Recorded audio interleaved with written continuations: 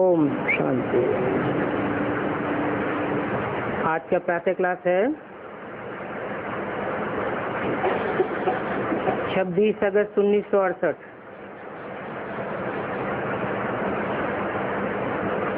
ये तो बच्चे जानते हैं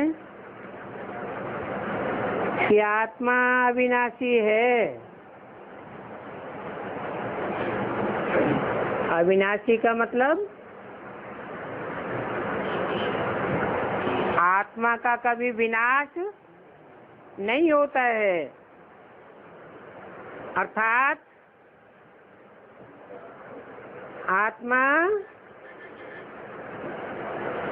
सदैव चैतन्य है, ज्योति बिंदु है।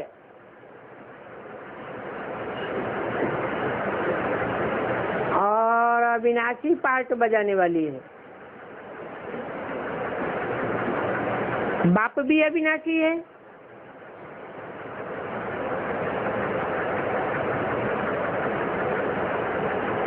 तो फिर बताओ कि प्यार किसको करना चाहिए? आत्मा को प्यार करना चाहिए। आत्माओं के बाप परमपिता परमात्मा को प्यार करना चाहिए या देह को प्यार करना चाहिए? देहधारी को प्यार करना चाहिए? विनाशी को प्यार करना चाहिए या अविनाशी को प्यार करना चाहिए? विनाशी को प्यार करेंगे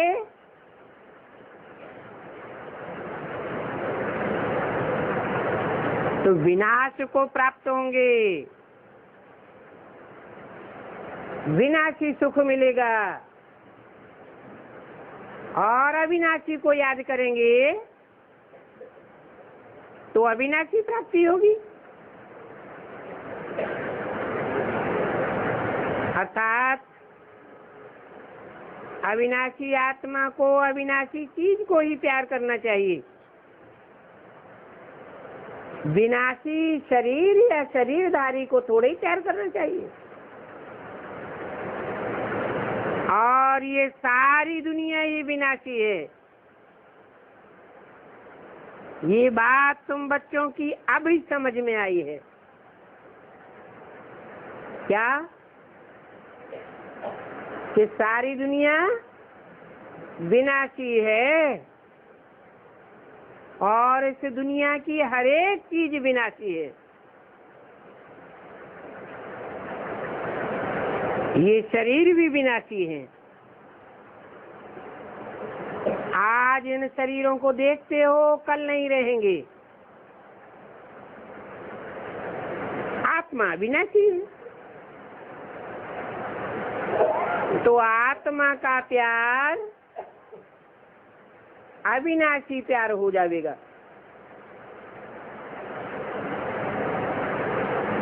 जन्म जन्मांतर के लिए अविनाशी हो जाएगा। और देह का प्यार विनाशी हो जाएगा।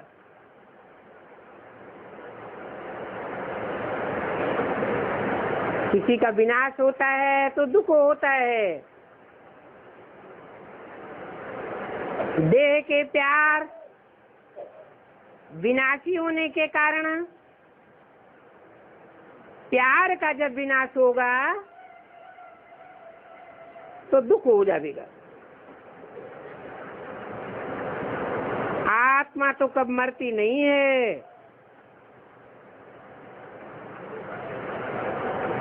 इस आत्मा को ही कहा जाता है राइटियस। देह अनराइटियस है। तो राइटियस और अनराइटियस इस बात को बाप ही समझाते हैं। बाप कहते हैं अभी इस अंतिम जन्म में तुम अनराइटियस बन पड़े हो।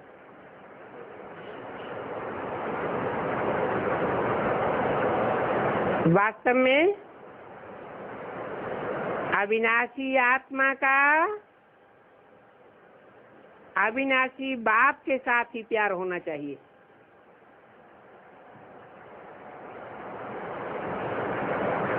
क्योंकि बाप अविनाशी पार्ट बजाने वाला है।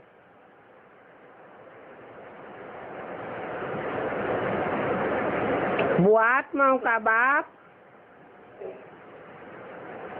मनुष्यों के बाप में प्रवेश करता है। जो हीरो पार्टधारी है, और हीरो पार्टधारी ऑलराउंड पार्टधारी है।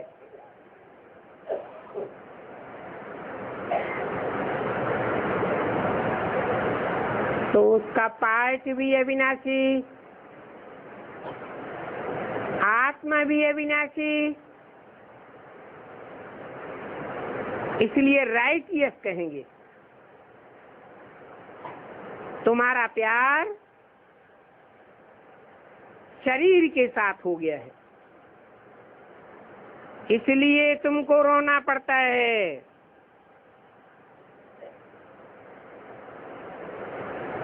अविनाशी के साथ प्यार नहीं है, इसलिए तुमको रोना पड़ता है। विनाशी के साथ प्यार होने से रोना जरूर पड़ेगा। अभी तुम अपन को अविनाशी आत्मा समझते हो, तो फिर रोने की दरकार नहीं है। वो देह का प्यार अनराइटियस प्यार है, इसलिए रोना पड़ता है। बाप पूछते हैं, सतयुग में कोई रोते हैं? रोते हैं? नहीं। क्यों? क्योंकि वहां सब अपन को आत्मा समझते हैं और दूसरों को भी आत्मा समझते हैं। वहां आत्मा अभिमानी है, यहाँ तो सब देह अभिमानी हो पड़े हैं। देह को देख करके प्यार करते हैं। आत्मा के बारे में तो कोई को पता ही नहीं है। अगर आत्मा के जन्म जन्मांतर के नाम रूप गुण कर्तव्यों को पता हो तो आत्मा से प्यार करें।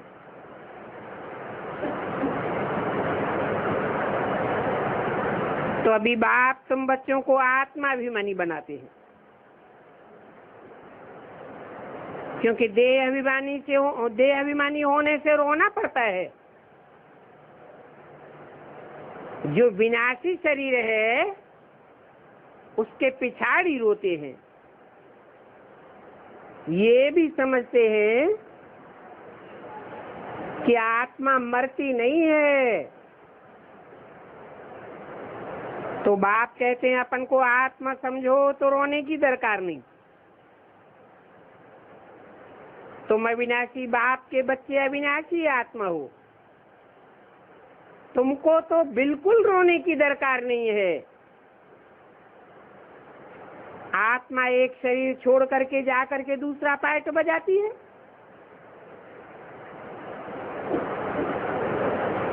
तो आत्मा को अपना चोला बदल बदल के इस सृष्टि रूपी रंगमंच पर अपना खेल करने दो, पार्ट बजाने दो। तुम देहधारियों से, देह से ममत्व क्यों रखते हो? देह सहित देह के संबंधों से बुद्धियोग तोड़ दो।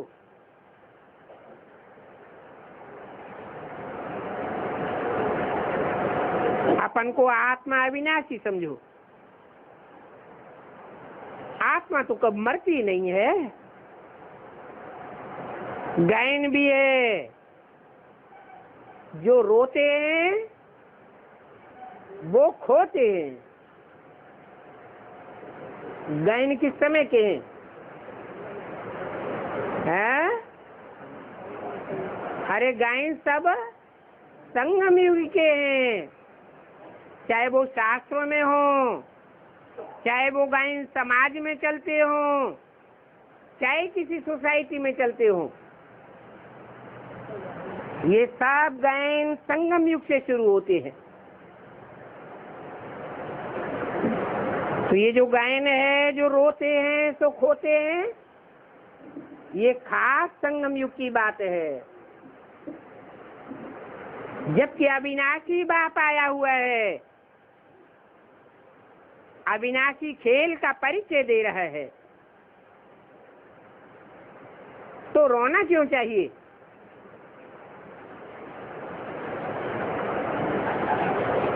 हम सब पार्टधारी हैं। आत्माभिमानी बनने से हम हंसने लायक बन जाते हैं।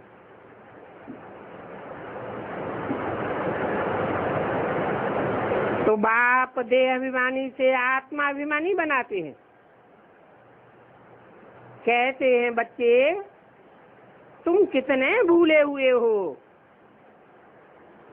घड़ी घड़ी देह को याद करते रहते हो। अपनी देह याद आती है, संबंधी की देह याद आती है, देह के पदार्थ याद आते हैं। इसलिए तुमको जन्म जन्मांतर रोना पड़ा है। कब से? तब से रोना पड़ा है जब से द्वैतवादी दुनिया शुरू हुई, रावण राज्य शुरू हुआ। अभी फिर से तुमको आत्माभिमानी होने की शिक्षा मिलती है। ये शिक्षा तुम जब धारण कर लेंगे तो तुम फिर कब रोएंगे नहीं। ये तो है ही रोने वालों की दुनिया। रावण है रुलाने वाला और राम है रमण कराने वाला, हंसाने वाला।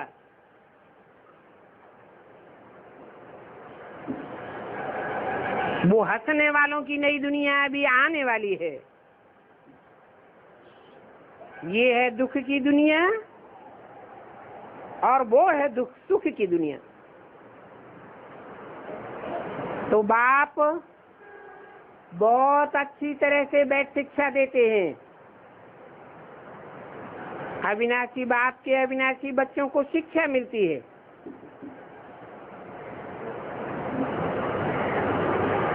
वो गुरु लोग देह अभिमानी होते हैं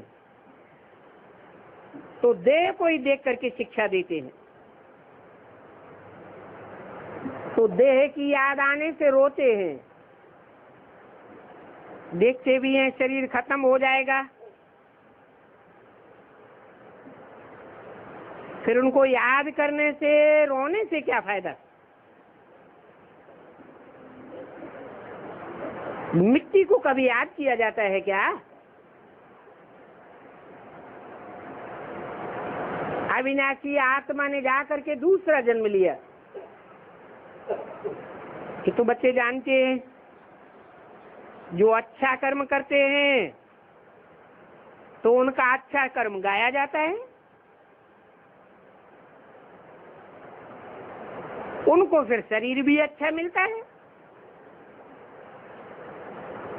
कोई को खराब रोगी शरीर मिलता है, वो भी कर्मों के अनुसार होता है। ऐसे नहीं कि अच्छा कर्म किया है तो ऊपर चले जाएंगे, नहीं, ऊपर तो कोई जा ही नहीं सकता है। अच्छा कर्म किया है तो जरूर अच्छा कहलावेगा और अच्छे घर में जाके जन्म लेगा।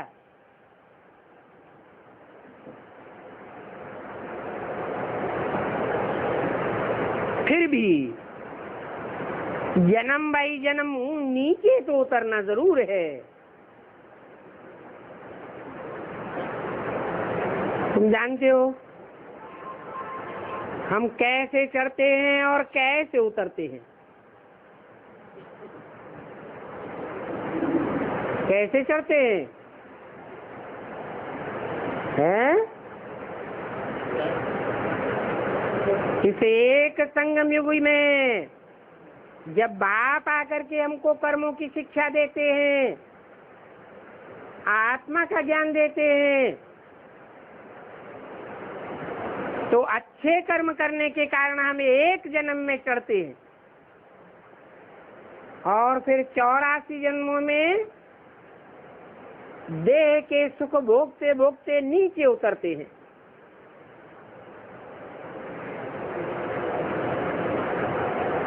देह के सुख भोगने से नीचे उतरना होता है। कलाएं कम होती जाती हैं, देह के सुख भोगते भोगते आत्मा की शक्ति क्षीण होती जाती है।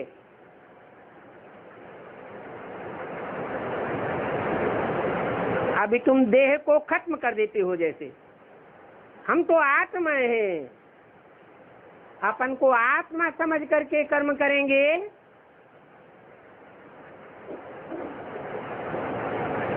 तो कर्मों का लेप चेप नहीं लगेगा। कर्म अकर्म हो जाते हैं, यहाँ तक कि पूर्व जन्मों के पाप कर्म भी भस्म हो जाते हैं।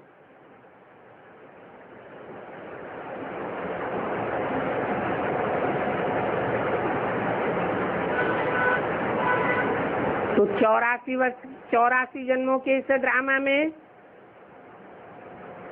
अच्छे कर्मों अनुसार अच्छा जन्म तो मिलेगा, फिर भी वहां नीचे उतरते उतरते कला कम होती जाएगी। बल कोई अच्छा महात्मा बनेगा, फिर भी उसकी कला कम होती जाएगी। बाप कहते हैं अभी संगम युग में फिर भी ईश्वर को याद करके अच्छा काम करते हैं तो मैं उनको अल्पकाल क्षण भंगुर सुख देता हूँ।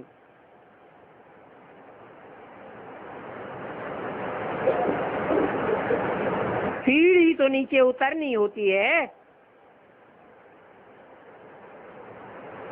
क्योंकि बाप के और आत्मा के असली स्वरूप को नहीं जानते हैं।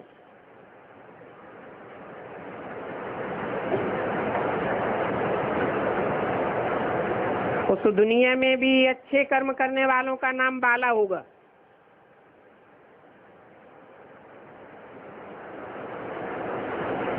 परंतु यहाँ इस दुनिया में तो अच्छे बुरे काम को भी नहीं जानते हैं।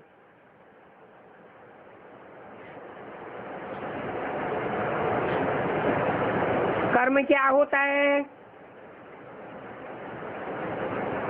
विकर्म क्या होता है,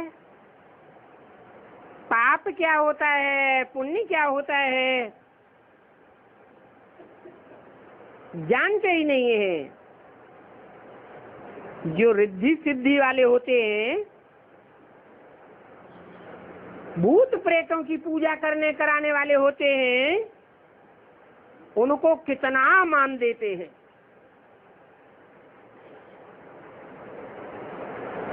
समझते हैं इन्होंने आत्मा को भी बस में कर लिया। उनके पिछाड़ी मनुष्य जैसे कि पागल हो जाते हैं।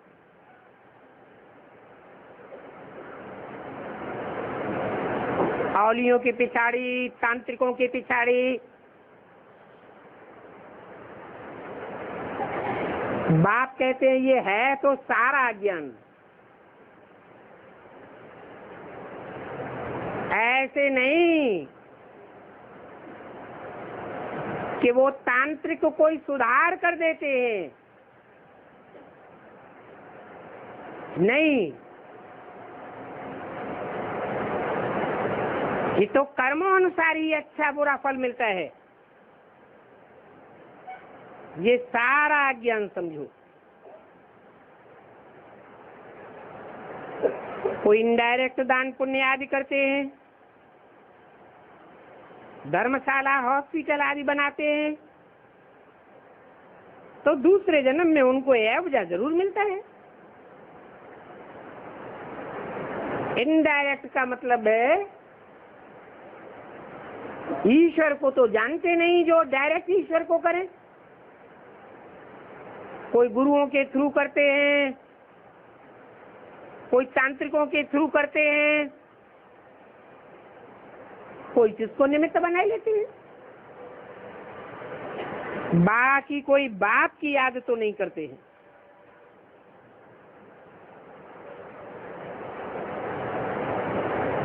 गालियां भी देते हैं, परंतु फिर भी मुख से भगवान तो कहते हैं।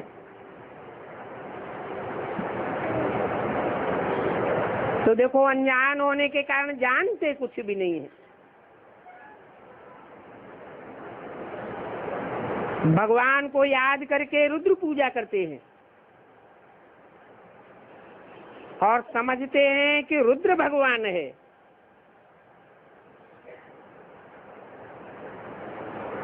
उनके लिए कहते हैं कि रुद्र ने आकर के रुद्र ज्ञान यज्ञ रचा।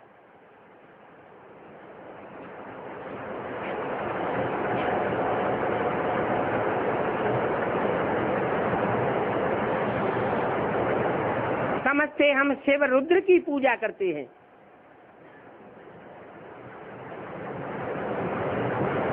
तो बाप कहते हैं मेरी पूजा तो करते हैं, परंतु बिना जाने बिना समझे करते रहते हैं।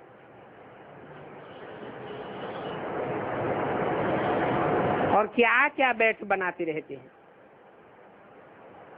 क्या क्या करते रहते हैं।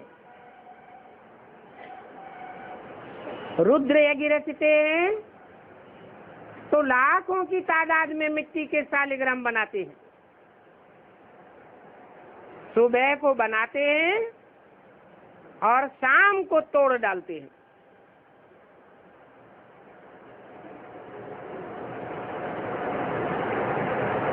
क्या मतलब हुआ है? भक्ति मार्ग में ऐसा क्यों करते हैं?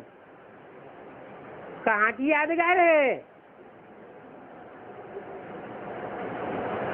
कि सवेरे को लाखों की तादाद में शालिग्राम बनावेंगे, मिट्टी के ही बनावेंगे। ये शरीर मिट्टी का है ना। संगम युग में जो ब्राह्मण होते हैं, उन ब्राह्मणों का शरीर भी तो मिट्टी का ही होता है ना।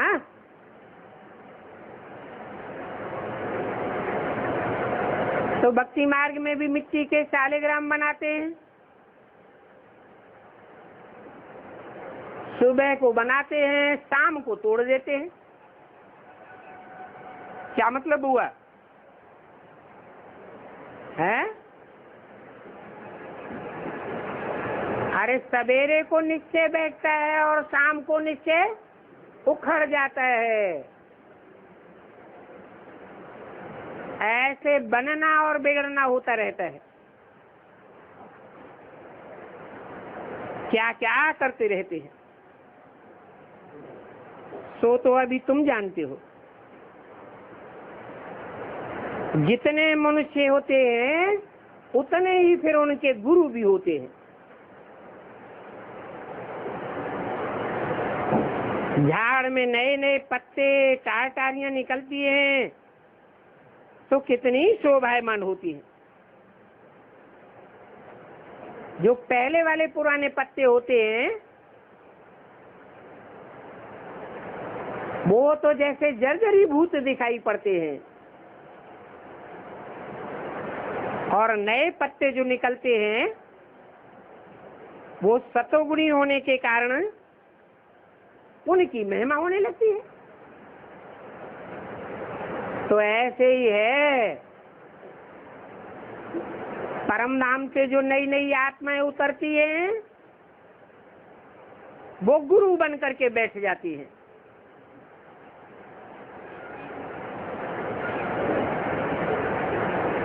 चाहे वो स्वामी रामदेव हो, विवेकानंद हो, कोई धर्म पिताएं हो, कोई भी हो, पहले जन्म में उनका कितना मान मर्तबा हो जाता है। नए नए पत्ते होने के कारण कितनी कशिश होती है। बाप कहते हैं ये सारी दुनिया विनाशी है,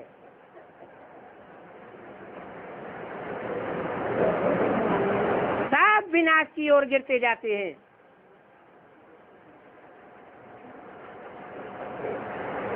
जो अपन को विनाशी स्टेज के समझते होंगे, विनाशी देह समझते होंगे, वो ही इनको प्यार करेंगे।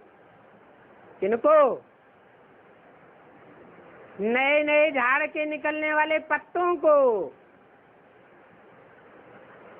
जो गुरु बन करके बैठते हैं। कोई कोई का बहुत प्यार होता है तो उनके मोह में पागल हो जाते हैं। बड़े बड़े सेठ मोहवश पागल हो जाते हैं।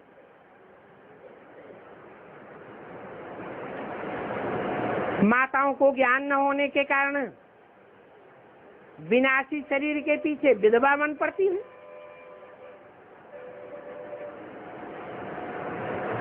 विधवा बन करके जीवन भर कितना रोती रहती है, याद करती रहती है।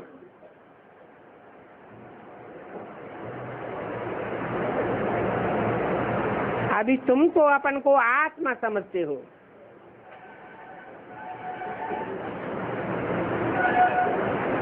दूसरे को भी आत्मा के रूप में देखते हो, तो तुमको तो जरा भी दुख नहीं होता है।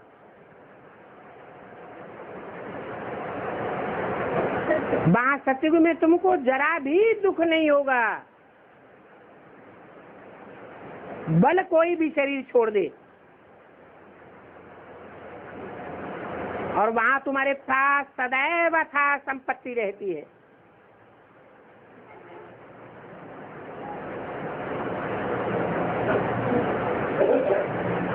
वहां नई दुनिया में तुम ऐसी अथाह सुख की स्टेज इस सब पढ़ाई से प्राप्त करते हो। ये ईश्वरीय पढ़ाई सोर्स ऑफ इनकम है और एक जन्म की इनकम नहीं है, जन्म जन्मांतर के लिए इनकम है। पढ़ाई में अहम ऑब्जेक्ट होती है। विनाशी पढ़ाई की विनाशी अहम ऑब्जेक्ट होती है। कोई डॉक्टरी पढ़ेगा तो अहम ऑब्जेक्ट हो कि बड़ा सर्जन बनूंगा। कोई लॉ की पढ़ाई पढ़ेगा तो अहम ऑब्जेक्ट होती है मैं जज बनूंगा, सुप्रीम कोर्ट का चीफ जस्टिस बनूंगा। परंतु वो अहम ऑब्जेक्ट और वो पढ़ाई से एक ही जन्म में खलास हो जाएगी। वो पढ़ाई और उसकी अहम ऑब्जेक्ट अगले जन्म में नहीं चलेगी। वो आसुरी पढ़ाइयां हैं, देह की पढ़ाइयां हैं।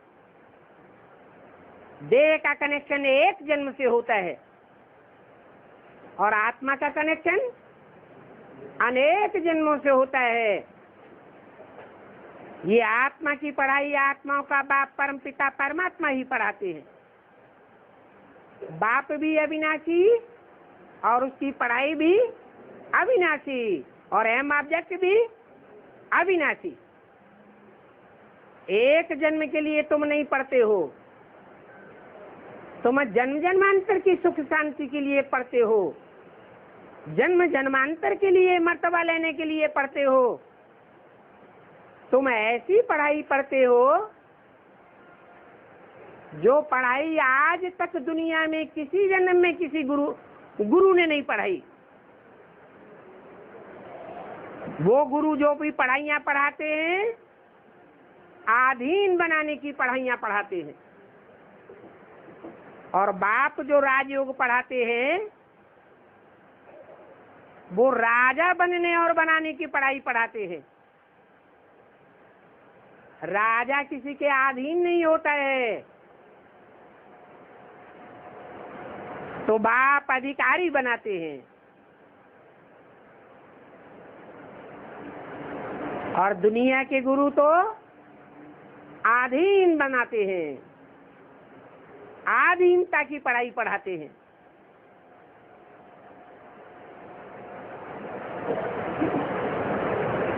तो पढ़ाई से गवर्नमेंट से एक जन्म के लिए वेतन मिलता है, पढ़ करके धंधा आदि करते हैं तो पैसे आदि मिलते हैं। यहाँ तो फिर बात ही नहीं है। तो अविनाशी ज्ञान रत्नों से झोली कैसे भरते हो वो तुम समझते हो। आत्मा समझती है कि बाबा हमको अविनाशी ज्ञान रत्नों का खजाना देते हैं। भगवान पढ़ाते हैं तो क्या बनावेंगे? अरे डॉक्टर पढ़ाते हैं तो डॉक्टर ही बनावेंगे।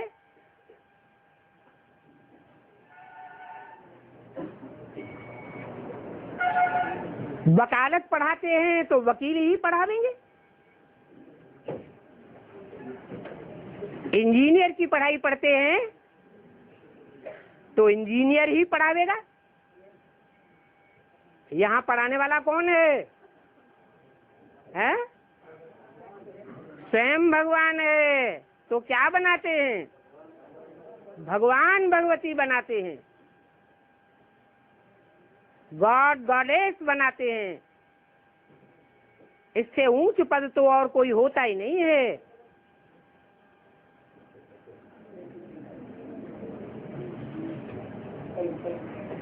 तो जरूर बच्चों को भगवान भगवती बनना चाहिए।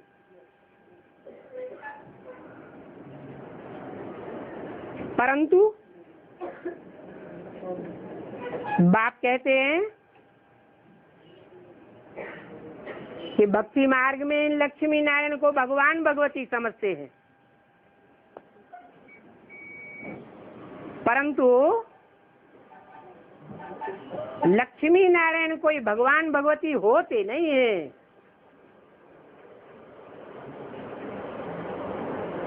क्यों? भगवान एक होता है या दो होते हैं या अनेक होते हैं? गॉड इज वन कहा जाता है, ट्रुथ इज वन कहा जाता है। सच्चाई एक ही होती है, सच्चाई के अनेक रूप नहीं होते। तो लक्ष्मी नारायण को भी भगवान भगवती समझना रंग है।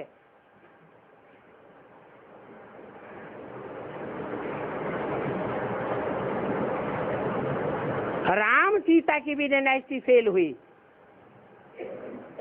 भक्ति मार्ग में राम सीता को भी भगवान भगवती समझ लेते हैं।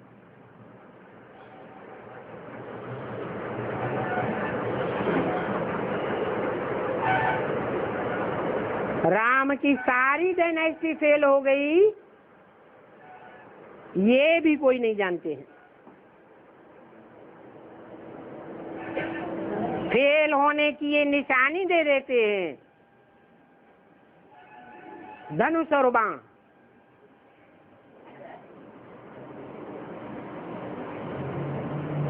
लक्ष्मी नारायण को धनुष बाण तो नहीं देते हैं।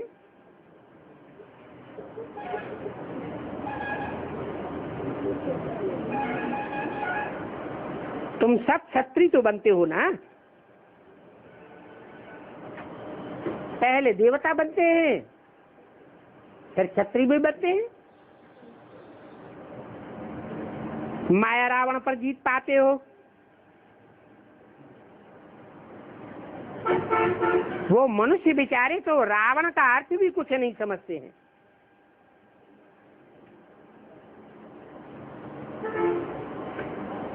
कहेंगे ये भी ड्रामा है।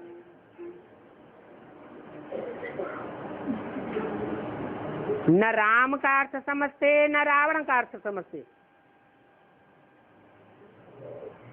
शब्द होता है तो उसका अर्थ भी होता है। शास्त्रों में जितने भी शब्द आए हैं, जितने भी नाम आए हैं, वो काम के आधार पर नाम रखे गए हैं। रावण ने ऐसा काम किया तो नाम पड़ा रावण।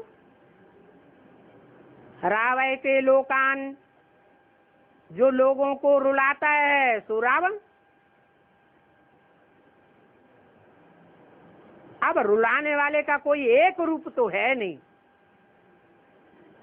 इसलिए रावण को 10 सिर दिखाए जाते हैं, राम को 1 सिर दिखाते हैं।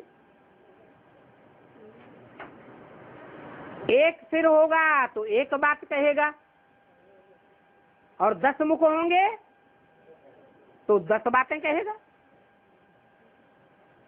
जो झूठा होता है वो एक बात करता है या अनेक बातें बनाता है? अनेक बातें बनाता है। और जो सच्चा होता है वो एक बात कहेगा। जैसे कोई दुकान पर लिखा होता है एक दाम,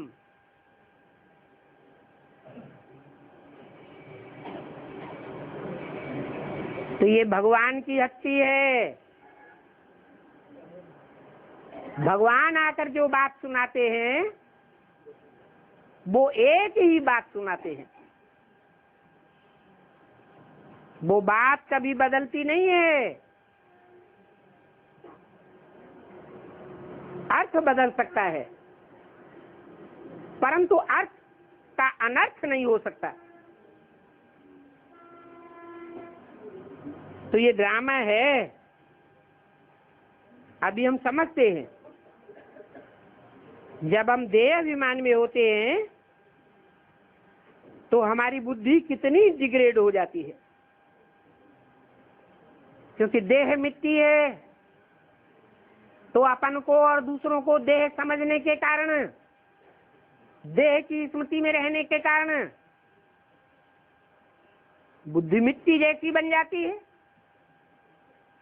डिग्रेड होते जाते हैं, नीचे गिरते जाते हैं। जैसे कि नीचे गिरते गिरते जानवर बुद्धि बन जाते हैं। आजकल तो दुनिया में मनुष्य जानवरों से भी जास्ती डिग्रेड हो चुके हैं। तुमने देखा होगा कुत्ते कारों में घूमते हैं, बिल्लियां कारों में घूमती हैं। एक कवि ने गीत भी बनाया, कुत्तों को मिलता दूध भात, बच्चे भूखों चिल्लाते हैं। तो भगवान के बच्चे हैं, वो बिलखते हैं, और जो कुत्तपने में जीवन बिताने वाले हैं, व्यभिचारी बने हुए हैं। सारे संसार को जिन्होंने व्यभिचारी बनाया और संसार की जनसंख्या बढ़ाने के निमित्त बन गए, वो कितने सुखी हो देखे जाते हैं। तो आजकल तो जानवरों की भी अच्छी सेवा होती है। मनुष्यों की तो जैसे कोई कीमत ही नहीं रह गई।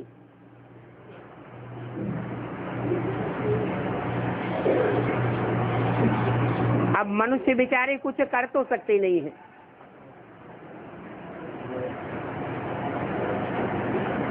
जो रेस के घोड़े होते हैं, जानवर ही तो होते हैं। घुड़साल में जाकर के देखो उनकी कितनी संभाल होती है।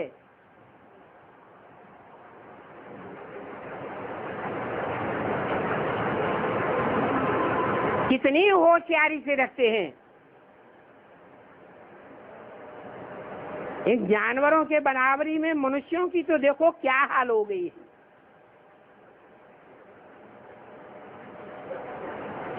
कुत्तों को प्यार से संभालते हैं, चूमते हैं, चाटते हैं और साथ में पलंग पर सुलाते भी हैं। देखो दुनिया का क्या हाल हो गया है। वहां सतयुग में तो ऐसे धंधे होते ही नहीं है।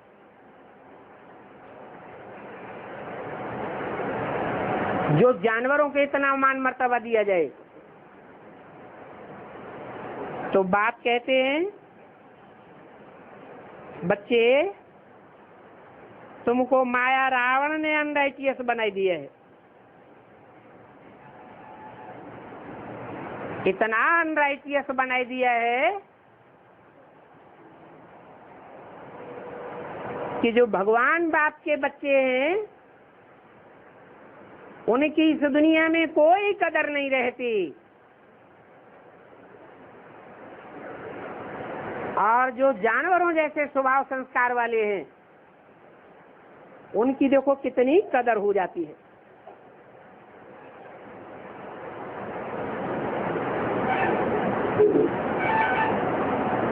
अनराइटियस राज्य है। जब मनुष्य अनराइटियस हो जाते हैं तो सारी दुनिया अनराइटियस हो जाती है। ये अनराइटियस और राइटियस दुनिया में फर्क देखो कितना है। कलयुग की हालत देखो और सतयुग की हालत देखो, स्वर्ग की हालत देखो और नरक की हालत देखो। मैं स्वर्ग स्थापन करता हूं। मैं माने कौन? कौन कहता है मैं स्वर्ग स्थापन करता हूं? हैं? शिव बाप कहते हैं। वो ही स्वर्ग स्थापन क्यों करते हैं और वो ही क्यों कहते हैं, दूसरा कोई क्यों नहीं कहता छाती ठोक के कि मैं स्वर्ग स्थापन करता हूं? रिवाजी हालत में कहेंगे हम दिल्ली को स्वर्ग बनाएंगे, लेकिन अंदर से पक्का विश्वास किसी को नहीं होता। भगवान बाप कहते भी हैं और करके भी दिखाते हैं। क्यों करके दिखाते हैं? क्योंकि भगवान बाप जो सदा शिव कहा जाता है वो सदैव स्वस्थिति में रहने वाला है, और जो सदैव स्वस्थिति में रहने वाला है वो ही स्वर्ग स्थापन कर सकता है।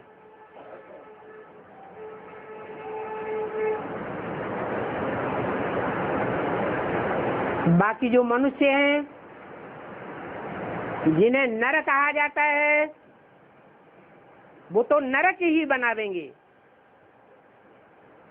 नर बनाते हैं नरक, और सदैव स्वस्थिति में रहने वाला शिव बनाता है स्वर्ग।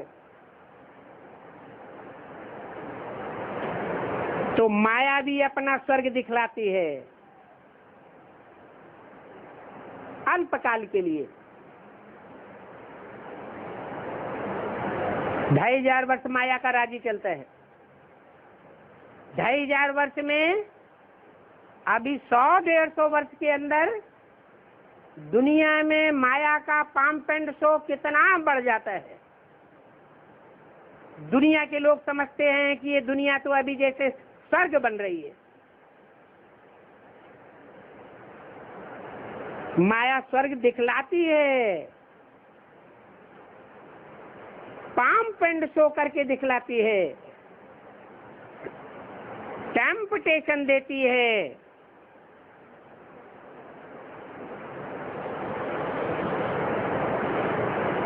दिखाते हैं कि इतना धन हमारे पास है,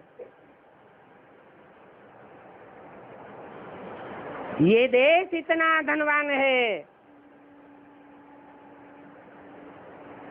कोई तो समझते हैं हम तो यहाँ स्वर्ग में बैठे हैं।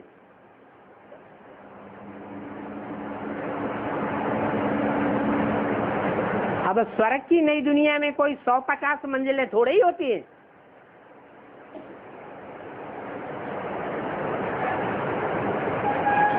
वहां तो डबल स्टोरी के मकान भी नहीं होते हैं।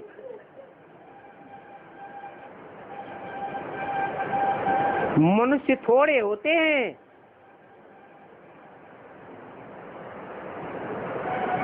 आज की दुनिया में जितनी जमीन है, इतनी जमीन का तुम वहां स्वर्ग में क्या करेंगे? तुम स्वर्ग में रहने वाले बच्चे तो बहुत थोड़े हो। यहाँ इस दुनिया में जमीन के पिछाड़ी कितना लड़ाई झगड़ा चलता है, और वहां तो दुनिया में जितनी भी जमीन होगी वो सारी की सारी जमीन तुम्हारी होगी। सारा आसमान तुम्हारा होगा, सारा सागर तुम्हारा होगा। सागर के पानी के ऊपर, आसमान के ऊपर तुम्हारी लड़ाइयां नहीं चलेंगी। आज तो देश देशांतर में हर देश का सागर भी बटा हुआ है, आसमान भी बटा हुआ है। तो देखो कितना रात दिन का फर्क हो जाता है।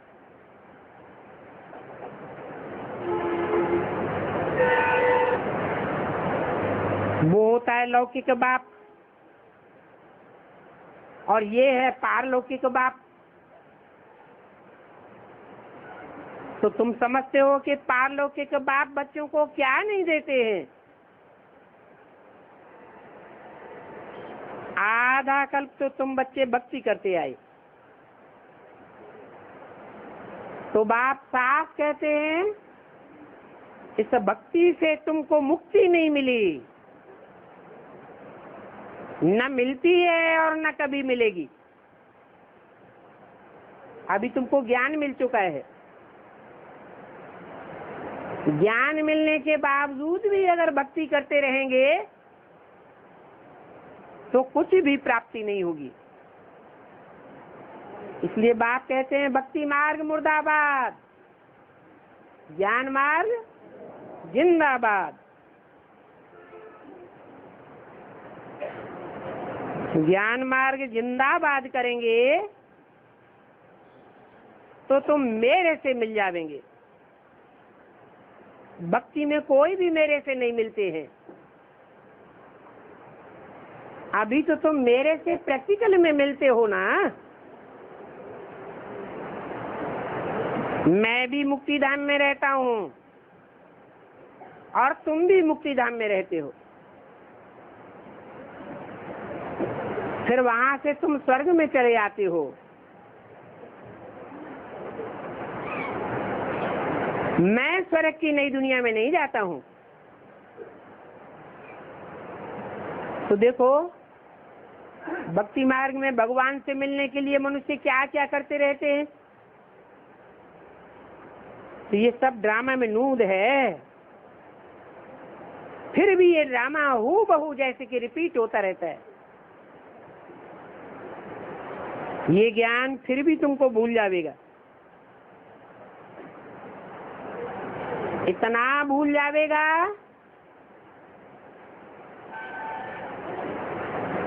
कि कुछ भी याद नहीं रहेगा। सिर्फ तंत्र रह जाएगा कि मैं ज्योति बिंदु आत्मा हूं।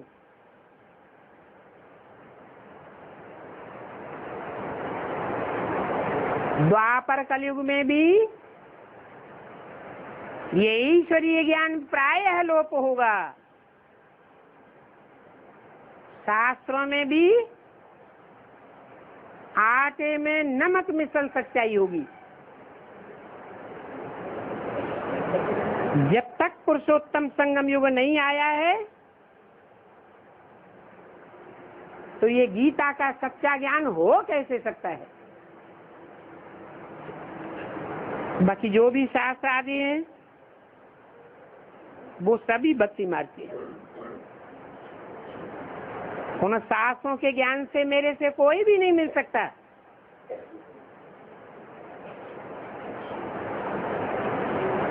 जो मनुष्य होते हैं वो तो उल्टा पुरुषार्थ करते रहते हैं।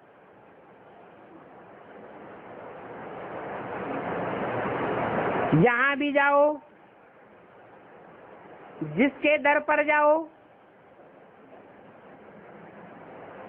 मंदिर में जाओ, गुरुद्वारे में जाओ, गिरजाघर में जाओ, जिस द्वारे पर जाओ, तीर्थों में जाओ, माथा द्वार से रगड़ते रहो, माथा टकराते रहो, नीचे गिरते रहो। तो देखो ये भक्ति मनुष्यों को नीचे गिराती रहती है। ये बात समझाने के लिए तुम्हारा ये कल्प वृक्ष का चित्र बहुत क्लियर है।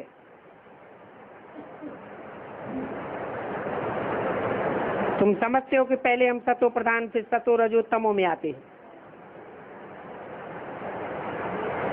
जब तुम्हारी आत्मा तमो में आती है तो तुम काले बन जाते हो। ये कोई मनुष्य का अकल नहीं,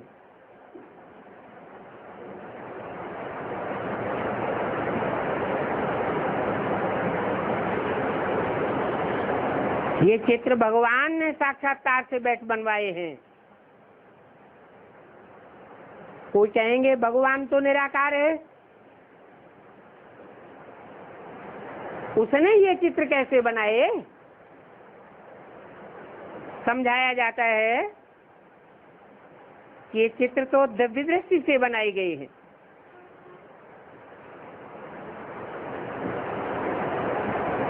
दिव्य दृष्टि तो होती है ना। मीरा को, तुलसीदास को साक्षात्कार हुए तो ना। मीरा का, नारद का गायन तो है ना। मीरा ने बहुत भक्ति की तो साक्षात्कार हुआ। बैकुंठ में रात करती रहती थी, बड़ी खुश रहती थी, परंतु फिर रिजल्ट क्या हुआ? मीरा की आत्मा को भी अगले जन्म में नीचे तो उतरना पड़ता है ना।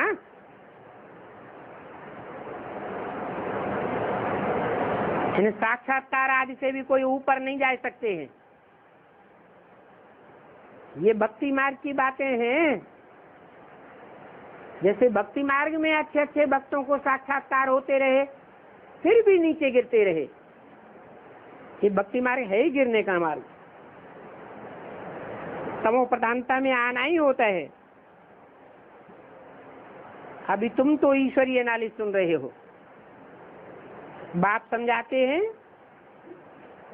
कि भक्ति की सामग्री कितनी ढेर है और मैं तो बीज रूप हूँ। बीज कितना छोटा होता है।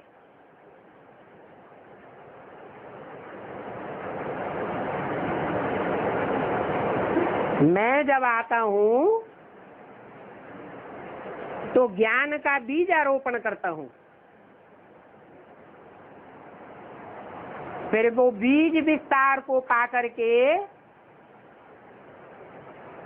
कितना बड़ा विस्तार को पाता है कि झाड़ का झाड़ बन जाता है। तो भी ये एक प्रकार का झाड़ नहीं है, ये मनुष्य सृष्टि का वैरायटी झाड़ है।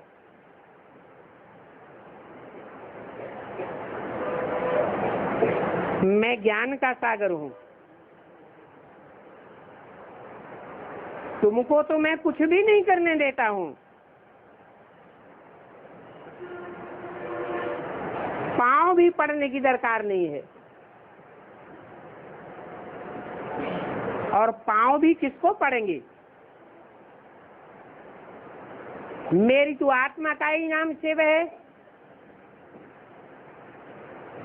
आत्मा बिंदु है, मेरी बिंदी का ही नाम शिव है। मुझे बिंदु को पांव तो है ही नहीं, तो तुम किसको पांव पड़ेंगे? ये तो ब्रह्मा का पांव पड़ना हो जाएगा। और ब्रह्मा पतित है या पावन है? है? पतित है। तो पतित को पांव पड़ने से क्या मिलेगा?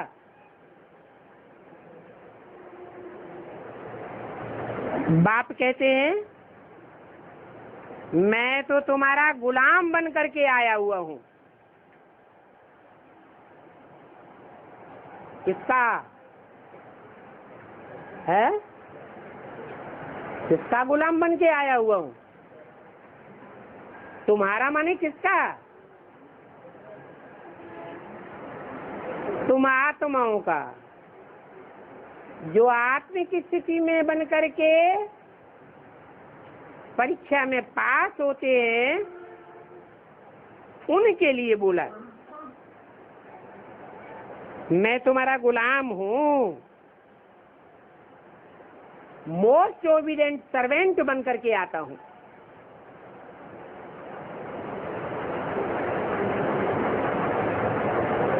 मुझको कहते ही है निराकारी, निरहंकारी, निर्विकारी। सो भी निराकारी, निरहंकारी, निर्विकारी का मतलब ये नहीं है कि बिंदु खुदक खुदक करके बिंदु कोई निराकारी, निर्विकारी, निरहंकारी एक्ट करता है। नहीं, वो एक्ट भी प्रैक्टिकल में आती है, तभी निरहंकारी कहा जाता है। कोई कर्म करते हैं, कर्म करने से ही उनके कर्मों में अहंकार झलकता है। वाचा बोलते हैं, वाचा में अहंकार भरा रहता है। तो मैं तो प्रैक्टिकल में ये दिखाता हूं एक्ट करके कि मैं निरहंकारी हूं, निर्विकारी हूं, निराकारी हूं। बाप तुमको कितना अथाह ज्ञान देते हैं। ये है अविनाशी ज्ञान रत्नों का दान। परंतु इस ज्ञान को जो जितना लेवे, कोई कम धारण करते हैं, कोई ज्यादा धारण करते हैं। 26, 8, 68 की वाणी का 3रा पेज। बाप कहते हैं ये अविनाशी ज्ञान रतन लेकर के फिर दान करते जाओ। इन ज्ञान रत्नों के लिए ही कहा जाता है कि एक एक रतन लाखों रुपए का है।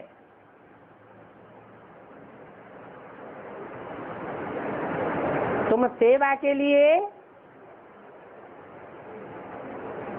ईश्वरीय ज्ञान रत्नों की सेवा के लिए जो जो कदम बढ़ाते हो, वो एक एक कदम में तुम्हारे पदम भरा हुआ है।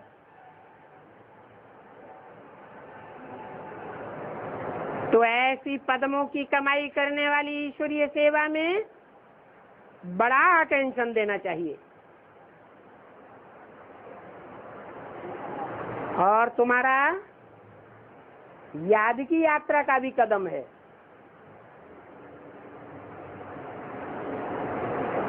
इस यात्रा से तुम अमर बन जाएंगे। वहां मरने आदि का फिक्र नहीं होता है। यहाँ तो मरने का कितना फिक्र रहता है। वहां तो समझते हैं कि हम एक शरीर छोड़ करके जाकर दूसरा लेंगे। तुमने मोहजीत राजा की कथा भी सुनी होगी। कौन सी कथा है?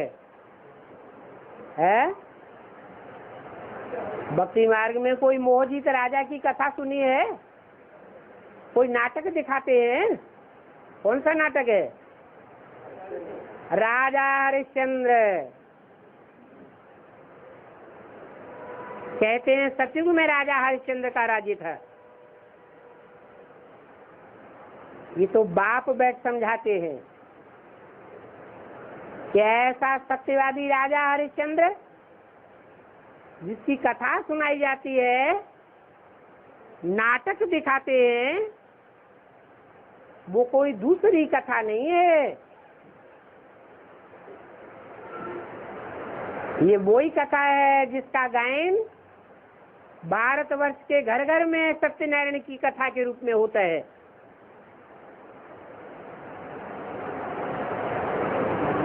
ये सभी कथाएं तुम पास की बैठ करके सुनते हो। अभी बाप तुमको ऐसा राजा हरिश्चंद्र सत्यवादी बनाने के लिए आए, दानवीर बनाने के लिए आए हैं।